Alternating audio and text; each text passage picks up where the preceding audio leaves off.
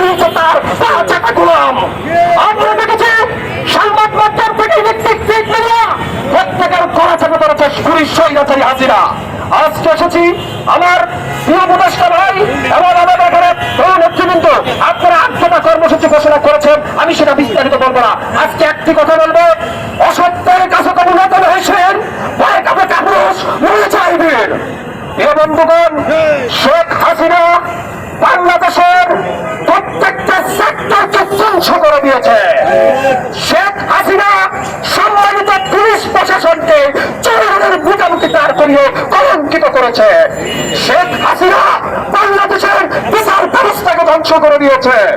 শেখ হাসিনা এদেশের আলেম সমাজকে নির্বিচার গুলি করে হত্যা করেছে।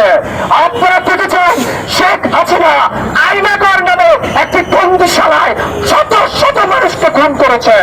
আপনারা জানেন শেখ হাসিনার হাতে রাষ্ট্র সমাজ পরিবার কোনটাই নিরাপদ নয়। আজকে যে ডক্টর মোহাম্মদ ইউনূস আপনি শান্তিতে নোবেল পেয়েছেন বিদায় আজকে বাংলাদেশী নাগরিক হিসাবে আমরা গর্বিত। আমি প্রধান উপদেষ্টা ডক্টর ইউনূস সাহিত্য বলবো, শেখ হাসিনার যেসব প্রেতাত্মা, শেখ হাসিনার দূর প্রশাসন প্রত্যেককে আইন অনুযায়ী মুজিবের শাস্তির আওতায় আনতেন, তাহলে আপনার নামটা বঙ্গবন্ধুর সাহিত্য অনেক উপরে লিখে থাকবে। মনে রাখবেন তোলবাজ সামিসিকা আর আওয়ামী লীগের প্রেতাত্মাদের রাজনীতি কিয়ামত পর্যন্ত বাংলাদেশে নিষিদ্ধ হবে। সাংবাদিক বন্ধুগণ, শেখ হাসিনা নেতৃত্বের ভয়ঙ্কর ধোঁকাবাজ। শেখ হাসিনা বাংলাদেশের প্রত্যেকটা মসজিদের ইমামের গলা চেপে পড়েছে শুক্রবারে কোনো ইমামরা খতনার মধ্যে দিয়ে কোরআনের সঠিক তথ্য প্রচার করতে না পারে। শুধু তাই নয়, সমগ্র বাংলাদেশের প্রত্যেকটা জেলা উপজেলায় শেখ হাসিনার নাস্তিক কুত্তারা আলেম সমাজকে কার করে স্টেজ থেকে নামাই দিছে।